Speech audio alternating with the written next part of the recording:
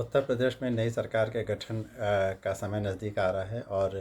तमाम तरह के कयास लगाए जा रहे हैं कि कौन मंत्री बनेगा और पुराने मंत्रियों में किसको दोबारा जगह मिलेगी। इस बीच में एक खबर ये भी है कि 3 भूतपूर्व सरकारी अधिकारियों को, नौकरशाहों को मंत्रिमंडल में लिया जा सकता है, जिसमें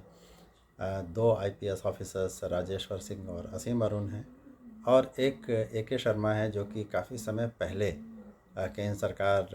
की सेवा छोड़कर भारतीय जनता पार्टी में शामिल हुए थे और इस समय एमएलसी है भारतीय जनता पार्टी के और लखनऊ में ही राजनीतिक काम कर रहे हैं। मुझे लगता है ये सवाल कि क्या उत्तर प्रदेश की नई सरकार में इन 3 नौकरशाहों को भूमिका मिलेगी और एक तरह से इनडायरेक्टली ब्यूरोक्रेट्स सरकार की रनिंग को ओवरसी करेंगे, ये एक मुझे थोड़ा सा मुश्किल लगता है इस पे विश्वास करना, क्योंकि पिछले 5 साल में जिस तरह की सरकार योगी आदित्यनाथ ने चलाई है, तो उन्होंने अपनी सरकार में जिन मंत्रियों को चाहा उन्हें रखा, उन्हें काम दिया और उन्हीं के आधार पर उन्होंने चुनाव लड़ा और फिर से जीत हासिल की। ऐसे में एक ऐसा प्रयोग जो कि सफलतापूर्वक हो चुका है और हो रहा है, उसे डिस्टर्ब करने की कोई ज़रूरत मुझे लगता नहीं कि राज्य सरकार के सामने है, राज्य के बीजेपी नेतृत्व के सामने है या इवन केंद्र के सामने है। केंद्र सरकार की पूरी कोशिश इस बार ये होनी चाहिए कि उत्तर प्रदेश में योगी आदित्यनाथ का दूसरा कार्यकाल भी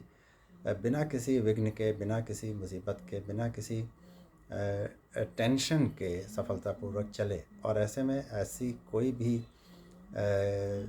ऐसा कोई भी निर्णय लेना नहीं चाहेगी पार्टी, जिससे कि योगी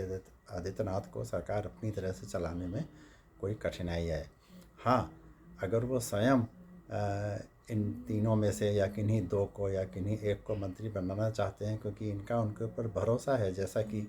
कम से कम 2 आईपीएस ऑफिसर्स के बारे में माना जा सकता है, तब बात दूसरी है, क्योंकि ये निर्णय योगी का खुद का होगा और चूँकि उन्हीं के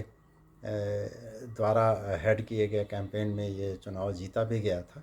तो वो दोनों आईपीएस ऑफिसर्स जो कि चुनाव जीते हैं, उनकी संभावना अधिक है। और ए के शर्मा का जहाँ तक सवाल है, तो वो पिछले कई महीनों से उत्तर प्रदेश में हैं, लखनऊ में हैं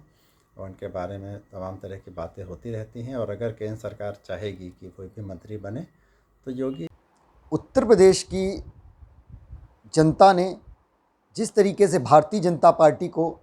जनमत दिया है, भारतीय जनता पार्टी को 5 साल उत्तर प्रदेश में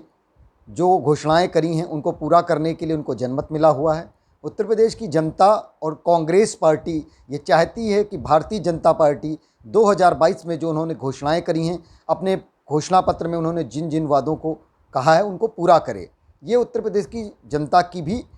आकांक्षा है भारतीय जनता पार्टी से। 2017 के तरीके से जो उन्होंने घोषणाएं करी थी उनको पूरा नहीं किया और बाद में उनको जुमला बता दिया, तो वो इस बार ना हो ऐसी उम्मीद कांग्रेस पार्टी करती है। अब रही बात कि योगी आदित्यनाथ के मंत्रिमंडल में कौन कौन शामिल होगा, तो ये मुख्यमंत्री जो होने वाले हैं उत्तर प्रदेश के योगी आदित्यनाथ जी, ये उनका विशेषाधिकार है कि वो अपने मंत्रिमंडल में किस किस को शामिल करते हैं। जिसको भी शामिल करते हैं वो सोच समझ के ही शामिल करेंगे कि वो जनता के बातों को लेकर के, वो मंत्री जो होंगे वो जनता की बातों को लेकर के आगे बढ़ेंगे और जनता के जो भी मुद्दे हैं उनको पूर्ण करने का काम करेंगे। कांग्रेस पार्टी उन सभी को शुभकामनाएं देती है, जो भी हैं वो आए मंत्रिमंडल के रूप में काम करें और जनता से जो वादे किए हैं उनको पूरा करने का काम करें। उत्तर प्रदेश विधानसभा चुनाव का परिणाम आया है और 3 नौकरशाहों का नाम बहुत प्रमुखता से विपक्षी के साथ साथ मीडिया भी ले रही है और निश्चित तौर पे वो जब चुनाव जीतकर एक अपने नेतृत्व क्षमता को साबित करते हैं, तो अब इन नौकरशाहों को हम नौकरशाह बोलना कहीं ना कहीं उनकी तौहीन होगी, क्योंकि जब वो नौकरी में थे निश्चित तौर पे वो बहुत ही संजीदगी के साथ अपने जिम्मेदारी को निभाते थे। अब वो राजनीति में आए हैं तो उन्होंने अपने नेतृत्व क्षमता को भी लोकतंत्र के इस महापर्व में अच्छे परिणामों के साथ साबित किया है और निश्चित तौर पे इनके इस नेतृत्व क्षमता को देखकर इन्हें संगठन से लेकर सरकार में कोई भी पद दिया जा सकता है। तो इसलिए ये कहना कहीं ना कहीं गलत होगा कि नौकरशाहों के दम पर सरकार चलेगी। ये भी बड़ी बात है कि चुनाव लड़ने के लिए बड़े बड़े पदों पे बैठे नौकरशाह भारतीय जनता पार्टी का दामन पकड़ते हैं चुनाव से पहले, क्योंकि उन्हें पूरी तरीके से विश्वास है कि भारतीय जनता पार्टी ही एक ऐसी पार्टी है जो देश और प्रदेश का उद्धार कर सकती है और विकास की रास्ते पे प्रदेश को ले जा सकती है। और इसी बातों से और राष्ट्रवाद के मुद्दों से प्रभावित होकर वो हमारी पार्टी में आए और उन्होंने चुनाव जीतकर इस बात को साबित किया कि उनकी नेतृत्व क्षमता को जनता मानती है और सराहती है। और निश्चित तौर पे उन्हें एक सम्मानजनक पद मिलेगा, चाहे वो सरकार में हो या संगठन में।